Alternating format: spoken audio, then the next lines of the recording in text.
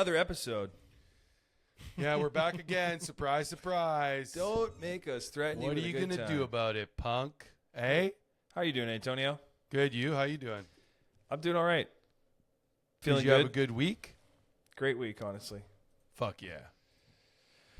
Got to be honest, though. You remember last time when you told me, when you get a wart, just go to the doctor? Yeah.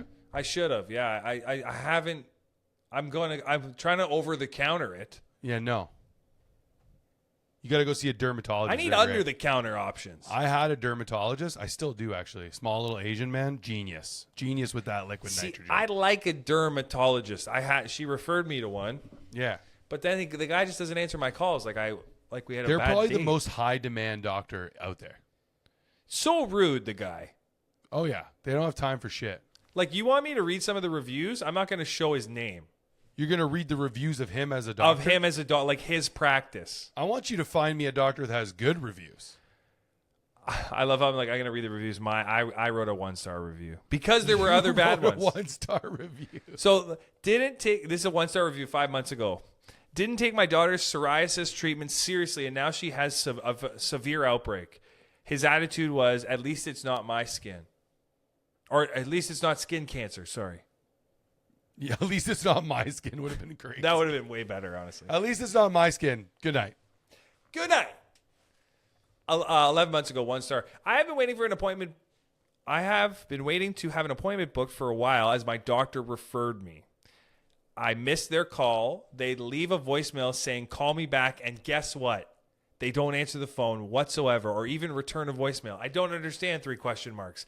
I need my appointment booked in and have called so many times to just have it go straight to voicemail. I never had this experience with an office. It's so frustrating. I know this isn't the dermatologist's fault, as I've heard it's a good experience with him, but this is getting ridiculous. It makes no sense. Not sure I'm going to get this appointment at all. Yeah, what a waste of a comment on a thing. Another 1-star. There's a lot of 1-star reviews. I will never return to this dermatology office. Doctor, not going to say his name, barely looked at my face and my issue. Didn't even get close enough and recommended a $120 cream that did absolutely nothing. He was barely present during our appointment. Now, when I first met this guy, he comes in. He's kind of a dick, but I liked it. I was like, maybe this guy's cool. Yeah. He's like, what's wrong? What's wrong? Like, what's wrong with you, What's man? wrong with you? I was curious about my hair. I was like, hey, man, am I maybe losing a little bit of my hair? And he goes like this. He goes from my eyes to my hair. He goes, I think you're good. Yeah, you're good. But didn't even. You have a full head of hair on you. That's tough. But let's just That's say going you into train. like a veterans clinic, seeing one of their specialists and be like, hey, man, what do you think about my legs? Like, you think I'm going to have those forever? But here's the thing. I'm there. I'm fucking there with you. But you have a full head of hair. But I'm saying you're not even going to take a peek? Doesn't have to. Full head of hair, perfect hairline. What do you mean? That's curious. like going into an oncologist, a cancer clinic. Like, doc, listen, I'm worried. I've been out in the sun too long. Here's the problem. Everybody that gets to the doctor, you think that's like your time, you know? Like, hey, I got you privately here for a second. Can you look at this? I just think you could have went with a better issue. Oh, no. I was there for like something a real else. issue. I was there for a real issue. Okay, I go, as long as hey, you're there for a real issue. off the side of your desk, do Yeah. you want to take a look at something else I think might be down the pipe? Potentially down 20, 30 years down the pipeline when yeah. nobody's going to want to fuck me anyways. Like, we've talked about this. Like, the doctor only does the one thing. Like, you can't go in there and be like, hey, I know we're here to talk about my wrist today, time. but we have another 15 minutes. You want to take a look at my ass? Can't do that. Can't do that today. Not a lot of Which options. makes sense to me. I kind of get it. They're super busy. They're not that busy. This guy works So once a many week. people want to talk to doctors. Because they work limited hours. Yeah, I mean, I would do that too. If it was in high demand, create it. Create the supply. I might have to fart. Infiltrate the dealer. Find the supplier, or infiltrate the dealer. Find the supplier. I guess I know what you're thinking. Angry black captain. Yeah. Well, maybe I do get a little angry. And I am black. That's what you need to do. Yeah, what they should be doing is this. You get 30 minutes with your guy. Whatever he can take a look at in 30 minutes, done. Oh my God, dude. I would be like immediate as soon as he comes in the room, completely naked. You'd have I'd be pictures. like, all right, we're starting here. Yeah. I want on my toes right now. Let's go full on. I would have a few things. Hey, I collected a few samples prior. You have like a shit jar, a piss jar. I spit in this one for you. That's just for you though. That's not. Yeah, I like just separate. wanted him. I just wanted him to say, yeah. I'm surprised more doctors aren't out there just smoking darts and drinking whiskey constantly. Constantly. I don't think it would bother me if the doctor was smoking a Like cigarette. while he was assessing you? Yeah. Not at all. Legs Wouldn't bother me at all. crossed. Wouldn't bother me at all. Legs, leg crossed. I'd be like, legs Doc, not good, eh? Yeah, Doc, didn't you know that smoking's bad for you? He's like, don't believe everything you read in the papers. That'd be crazy to say. I'd be sick. I'd be. Didn't okay you with guys that. print that? Didn't that come from you guys? Don't believe you knew everything. With like the dart hanging out of his mouth while he says it. Because to me, that's the coolest thing. Was like, because the only thing I miss about smoking cigarettes is putting one in my mouth, lighting it with no hands on it, doing the and blowing out the side, but with the dart still hanging out of my mouth. Like I miss that's that. What I've realized is that's a very golf technique. Yeah, Very golf. people darting when you're golfing. I mean, I'm smoking a joint out there. I thought you don't smoke weed anymore. On a golf course, I'll have a joint on the golf course. The thing about people that like give something up, they find are always a way to make it a work for you. An Well, excuse. at some point, you're like, I'm not gonna be cool. Yeah, I can't be cool anymore. it has nothing to do with that, but I support whatever you decide. Dude, have you ever shot a golf shot after you smoked a joint? You know how much cooler it feels? The breeze, the wind comes in. Hey man, whatever you guys need to do, It invites you in. I believe it. I know we're not a movie podcast, but I watched Disclosure Day. How'd that go? I was looking at watching it, honestly. You said it. You're saying it stinks. I don't know I don't know. I've been thinking a lot lately about this, and I just think that like everyone's always lying to us. About like, oh, you It's mean kind of a all of long-winded explanation, but Okay, go ahead. they're I always. can't wait for that. I worked with this guy. He made this movie, and he's told me about like the way distributors talk and what the streamers want, and blah blah blah blah blah. And I'm like, yeah, but they don't. It doesn't sound like they know anything. Like when they say there's no money, it's like it doesn't actually cost that much money to make a movie. Composed by John Williams. Great. Yeah, too great old. composer. Too old. He's too old. Yeah, he's He like doesn't have it in him anymore. he's 90. The music felt like it was a superhero movie, Yeah, but it really wasn't. like you're talking. He's like a legend. You know that, right? Like Yeah. He made legendary music. Yeah, that's Star Wars. He didn't here. He didn't bring. Okay. He so didn't bring the composer that. didn't change the movie. Got it. Harry He didn't Potter. bring that to Okay, this. I'm just He Home nailed Alone. those films. Yeah. Yeah. Like Close It's- Encounter. He's done sci-fi movies before. It's pretty much golf. Like you could have shot an 86. If I go out there shoot a 120, nobody's talking about the 86. So he shot a 120. He shot a 120. Okay. But what I'm saying was is, that- they say there's Yeah, no go money there's no money to make movies. It's like actually, it doesn't even cost that much to make movies. And if you make a decent movie, it's pretty easy to make money. Like look at Yeah. Obsession. Okay. Under I a figured million- You were gonna bring. Yeah. I figured Under you $1 were million. gonna bring that. Sure. Huge base though. The guy's a huge follower base. But He does. take it back even a step. You could make a movie for like under $100,000 with people that are not anywhere near that. And it's probably pretty easy to make $100,000 back. So I'll put it to you this way, because I've thought about this a lot since you brought it up. It's actually good that you brought up Obsession. You could make in a year, if you made one Obsession a month. you can't. I think. No, I'm just saying. No, not the movie in a month. I'm saying an Obsession comes out once a month. Got it. Once every 10 years, one of those is going to do what it did this time. I'm not saying no. The problem is you're right. I'm not saying that. Oh, okay. You're I'm saying not- you can I'm just not- do it. You can just. Make I'm not the saying a for- movie like that's going to make $100 million. I'm saying Yeah. if you invested $200,000 in a movie and you put it out in theaters and it's like a good movie, there's a higher likelihood, in my opinion, of you making your money back than you investing $250 million. You know what I'm saying? You're making an argument. Also, the side argument is for IP versus Yeah, actually, yeah. That's been the main argument in movies for like the last 15 years. Because like, what happened with Obsession? People liked it. We all told our friends, and then everyone Yeah. went to watch it. For sure. That principle. Even if they didn't like it, they still went to go pay. they for went the to go ticket. see it. That Yeah. principle still exists. What you're saying, I think you're right, where it's like, okay, how many of these, if they came out with them, would actually hit like that? Yeah. You're right. But if you made one a month, how many make over what they spent on the budget? Well, like most of Fair them will amount. probably make over 750,000. Right? But it's hard to make a lot of movies under $1 million. It is. It is hard to make a movie under $1 million. Okay.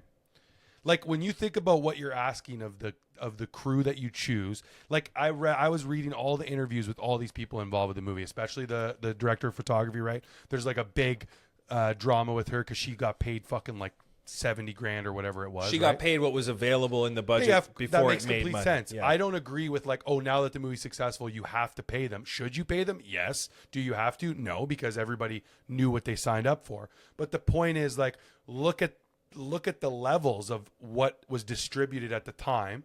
Okay, our budget is $750,000.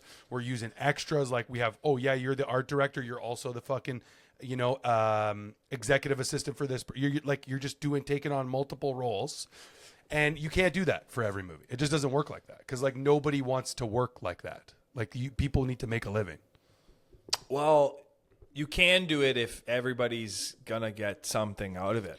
If you were to cook into every contract, if this movie does a crazy amount of money, I get some little percentage. It doesn't even need to be crazy. Like, it just needs to be whoever makes their money back. But like, you know who's doing a good job is that girl saying, I'm marketing myself. She's all over Instagram, all over doing stuff, shaking her titties. Like shaking her the ass. main chick? Yeah, she's like, Well, she out was a there. streamer before. She was, yeah, but it's like she's doing what you're supposed to be doing.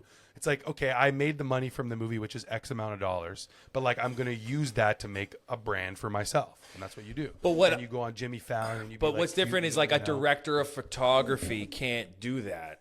No, she can't. But her work is showing that my work was good because people like it. Like I made this movie the way that it is. I filmed it. Like what I think people get to at this point in the game, little technical issue. That's what the show should be called, technical issue. But the director of photography, what I was trying to say is they didn't sign on initially with the intention of like, okay, this is going to be big. The only reason the person's saying that is because it made like $100 million and now it looks stupid, hindsight, to be making only $7,000 on it. yeah. Realistically, all movie contracts should be structured like that. Like, oh, if it makes way more money, yeah, you get a piece of it. You literally created it. Like, there's no way around that. Like, I know you've never worked. I don't know if you've ever worked on a set of like labor, but like everybody is a part of it. For sure. You know, like even the girl running you snacks, like that seems trivial, but hey, you're the actor or or this person or like the person coordinating the drivers. Like, so I get that. There is a big discourse in the movie community for sure, but I think it's more of a one-off than most people are willing to like admit. Like that's not going to happen all the time. It just doesn't happen. But it doesn't have to happen. You don't have to have like 100x success. No. You're just talking a couple X success. Like if I make a movie for $1 million, if it makes 3 million, we're laughing. Well, like think about any other gaming ecosystem that there is. Gaming is a good example. It's like self-sustaining because people add to the game, they modify it. Okay, it's kind of the same thing. Like there's been this disconnect. Like the reason movies are dying is because the huge studios only want to make $1 billion. Yeah. Like that's literally all they want to do. They're like, hey, do you guys want a cool original movie that we spent $100 million on and we might break even, or you know what I mean? Well, if you look at what happened with Obsession and like Focus Features Films, that's like the biggest grossing movie they've ever made. That company, they've never even like it's like $50 million more than any movie they've ever made, and they've made massive movies. Okay. What was the other movie they released same time, two same weekend? It was the one with Brendan Fraser. Oh, no, they're not the same company. Pressure. Yeah, Pressure. Like, let's look at what Pressure made. You know, I bet you Pressure was like good movie though, honestly. You watched it? Yeah. Yeah. So it made 14 million worldwide. So that is 230 million less than its counterpart. Same time. That budget of that movie was probably 50. What? Maybe more. I gotta find the budget. Had to be 50. Yeah, it was 80 million. So they lost $60 million on that movie right now, as it stands. So, like, yeah, you don't need to make movies for $80 million. No. But 80 million is a cheap movie. Like in the grand scheme of the movies we watch, 80 million, maybe 80 million is almost run of the mill close. Like 100 million, 80 to 100 million. That's like a pretty standard film cost, I think. I don't know, man. I think it's become something entirely different. Like when you see somebody make it, like when I made that movie with that guy Matt, and you see somebody actually make a movie, you're like, yeah, it's. Is that the one that cost 200,000? I think it was like 500 grand he spent on this thing to make it. Wow, it's not out yet still. No, that shit also takes a lot of time. But I just think like. Even listening to him about how streamers are saying, "Oh, second screen," it's like Netflix. We only care about Netflix's opinion because they are the main streamer, but they're not going to last forever. Like, dude, they don't Netflix like movies, even though they take into consideration the second screen bullshit. Netflix movies aren't good, bro. Most of them are not good. Yeah, like when they push it, top 10 in Canada, and it's like, okay, that's for like a day. Like, look at what was the Apex, dude. Did you watch Apex? No, it's horrible. Yeah. Like, they're like, oh, cool, Hansel Egort or whatever his name is, and then we have Charlize Theron. Like, that's cool, man. That's what I'm saying. Like, I was listening to him explain to me, oh, streamers want this, streamers want that. I'm like, okay, if they have all the data, why do all their movies suck? And why does everything they make suck? And then the only things that are good on their platform come from external things. Yeah, I think maybe the problem is you don't care if they suck because people paid for them already. Or not even that they suck. You don't necessarily bank on success. You already have the money so you're just trying to keep people entertained. Whether it be they say it's not good or not, they clicked on it and watched it. It doesn't matter at that point. Yeah. People pay $20 a month. Some households pay more. But the thing is, you always have to feed the beast, which is new content. The first algorithm was really us. Yeah. Going to the movie and being like, this sucks. These type of movies suck. Don't make these anymore. Okay, so let's look at like this year. Did you watch Ladies First? I thought that was pretty good. I thought that was pretty funny. Ladies First, no. It's Sacha Baron Cohen. He like hits his head. He's like a CEO of a company. He's like a super manly guy, doesn't care about women, and then like he hits his head and wakes up, but like everything's flipped. Like the whole world is about women only. And like what women want, pretty much. The men are the women. It is kind of like that without, like it's like instead of Burger King, it's Burger Queen. Like all of the things in the world are women only. Got it. So it was funny, but it wasn't like a good movie. But like Apex, garbage. Office Romance, I started with Michaela the other night. I couldn't even get past the first 10 minutes of it. Office Romance. Oh, that's with J-Lo? Yeah, with J-Lo. J-Lo and that guy, that comedian dude. You said you liked War Machine. Yeah, it was good. I thought The Rip was okay. That was the maximum you got out of me. It was okay. Like, what else we got on here? Dude, like, I'm not seeing anything that's crazy. Well, they made that movie Bright. They made that movie with... That's old, though. Those are really old. They made that movie with Chris Pratt. I don't know if it came out this year. Static Electric. It's called something. Extraction. No, that's Chris Hemsworth. Chris Pratt and Millie Bobby Brown, they made like a big action movie. Oh, really? I didn't even see that. It's called Electric something or Statics Over. But I'm just looking this year currently. Your mic, movies. Your mic is super loud, I think, because you're redlining a bunch. Oh, maybe I went too close to it, honestly. I think you're making out with it a little too much. I'm looking at currently this year what has been released. And I'm seeing like, okay, I watched The Rip. That was tolerable. War Machine, tolerable. But besides that, Remarkably Bright Creatures was supposed to be good. I just didn't get a chance to watch it yet.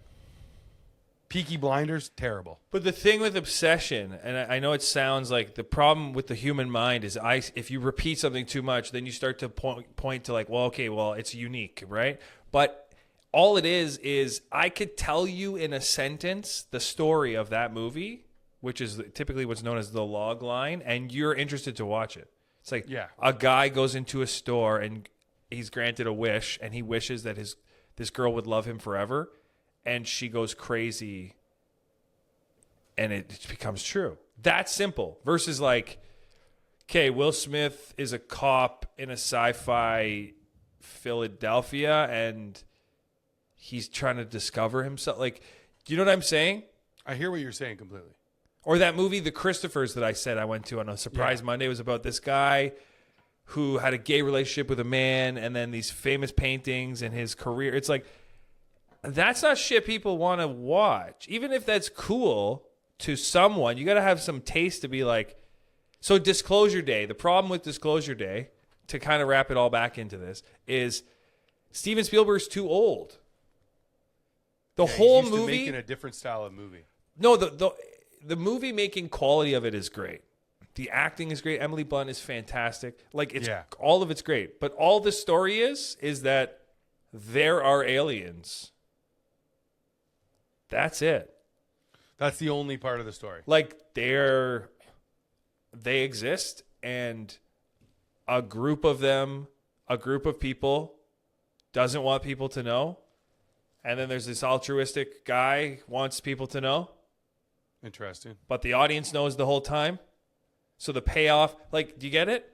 I do get it. Like, the payoff for the audience happens immediately because he's like, I want to disclose that there are aliens. And then we are supposed to enjoy the fact that the characters in the movie are finding out that aliens are real. That's crazy. Yeah. I'd rather watch Independence Day. Yeah, like, you could tell that this came from a Steven Spielberg soul that is not in the today realm. Like, what was weird was there was an interview with him and Emily Blunt. It was like the premiere night or whatever. Yeah. And they were sitting in New York in a theater, and they're answering questions. And Steven Spielberg's like talking about it, saying, you know, now, people know now that aliens are real. Like, they've disclosed all this stuff. So you're thinking the movie's going to be this crazy kind of thing in that vein, but it doesn't. It's not. The script was bad. The old guy who's like 99. He's like, yeah, my composer's like 99. It's like, yeah, he shouldn't be. I love that he's working still. His brain's probably sharp as a fucking tack, but like, yeah.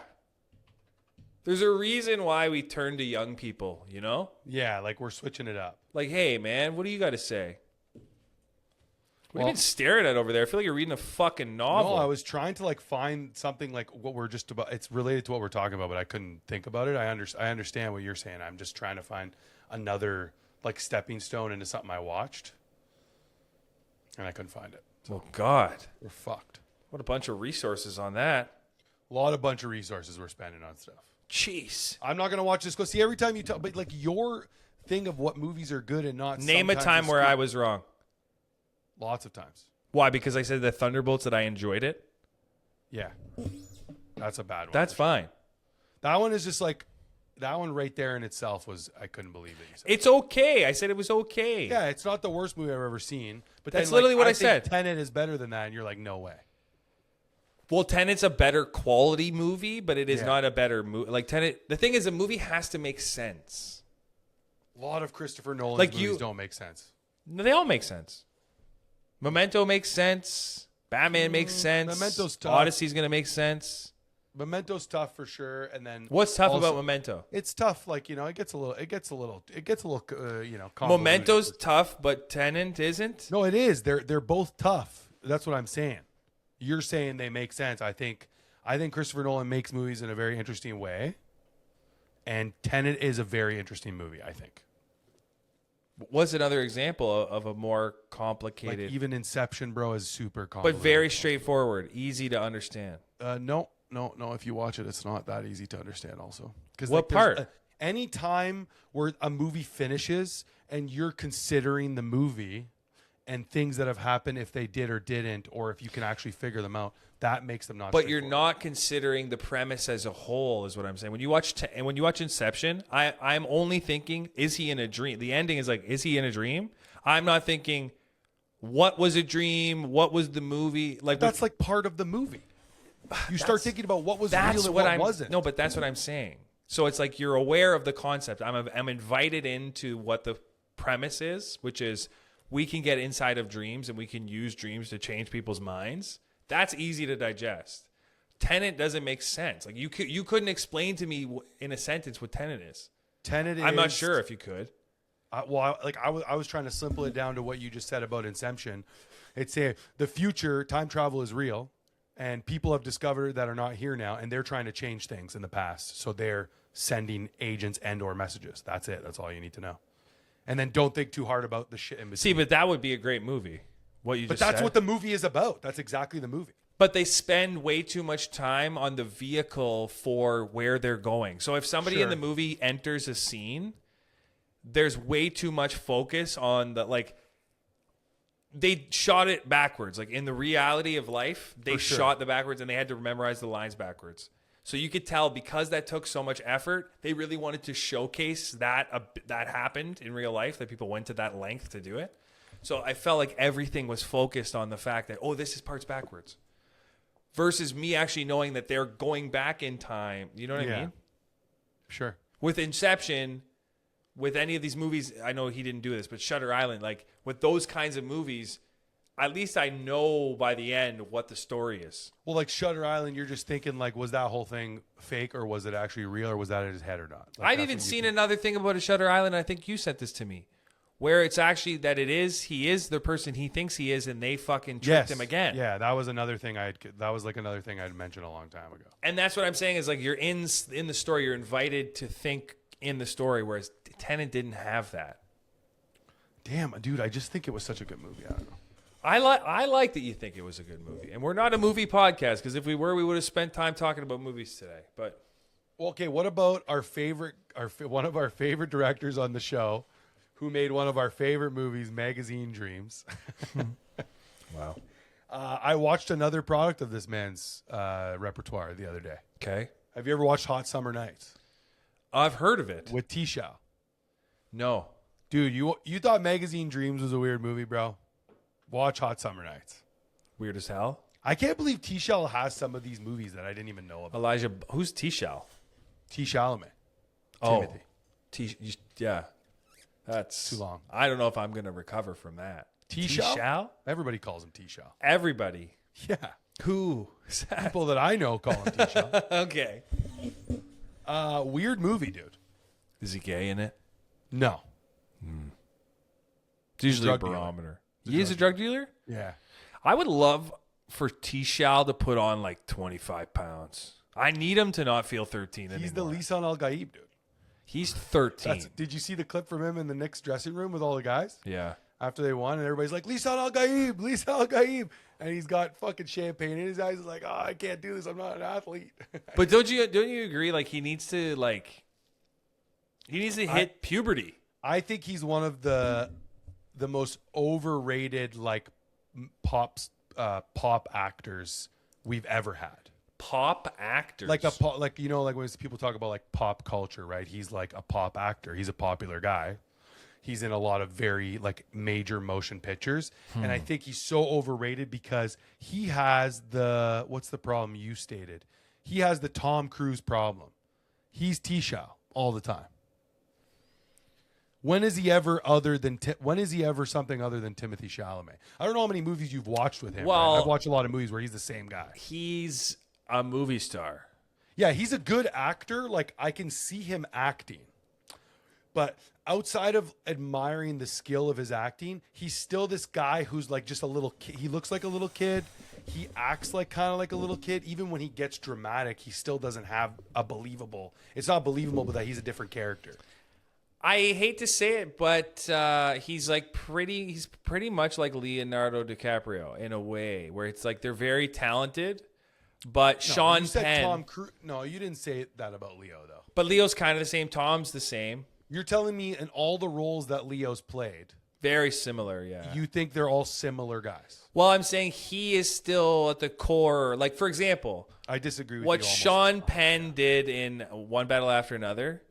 Who the fuck is that guy?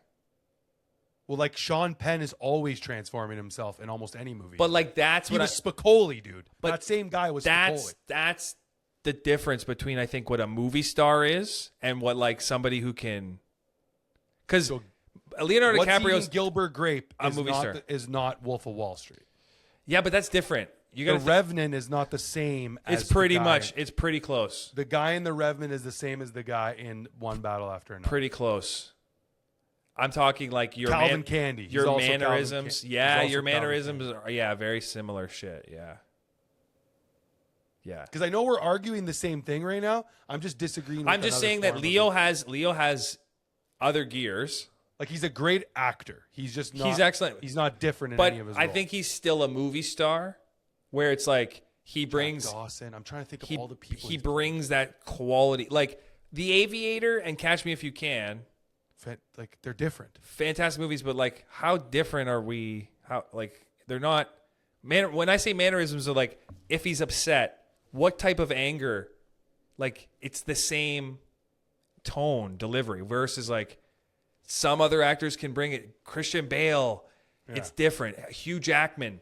When you see Hugh Jackman upset in The Prisoners versus like upset in Well, did you watch Prestige, it's different. You see the one where he's the circus guy, The Greatest Showman. The Greatest Showman, like yeah, it's just like I still think Leo has that. He dips his toe into it sometimes, but I don't think we ever lose Leo. Like what you're saying about Timothy, it's like it is. You're fuck. we don't lose Timothy, but he's excellent. Like in The King, I thought he was excellent in The King. Great, but still the same guy. Still the same guy. Still De Niro is still the same guy. Well, De Niro's the Pacino, same guy. always De the same Niro's guy. really good in this very specific realm. Everything outside of that doesn't make any sense. Well, because when he steps outside of it, remember we talked about this. I was like, who he is in Meet the Parents is the same guy he is in Heat, except He's not a gangster. the tone He's is a fucking comedy. dad. He's a dad.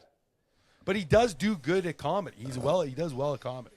That's the problem. I just Maybe think because he does that. He's so serious. He's so serious. that you're like, oh, this is like funny. it's just hard. I think there's only a select few people that really can change. Yeah. Because like I loved One Battle After Another, but every time I think of One Battle After Another, I always think of Sean Penn first. Because he drew you in with that energy. I think of him. I think of Benicio del Toro a lot. He's good too. He did a really good job. But like the tone of what Sean Penn delivered really got the stakes. You understood the stakes because of his intensity.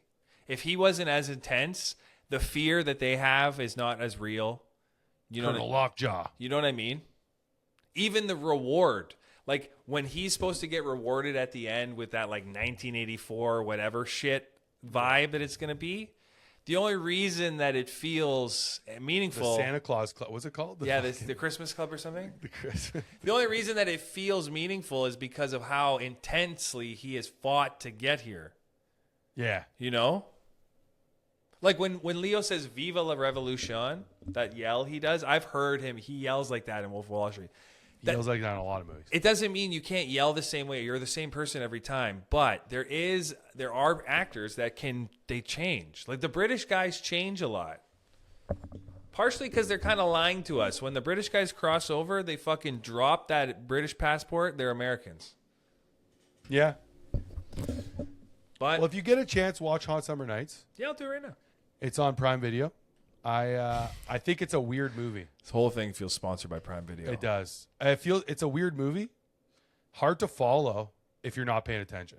All right, I got to give it an honest look. But I think there was something there in it. There was something in there to be a good movie. I just don't know what happened. I don't know what happened in the movie. That's what I feel about like Disclosure Day. Okay. The worst part was when they ended it and had to tell us what the whole thing was about the whole time. Everything. That's what they told you at the end. Well, at the end, they're like, hey, this is why you've been watching this. That's what all movies are. Yeah. It's like, hey, here's the reason, you know?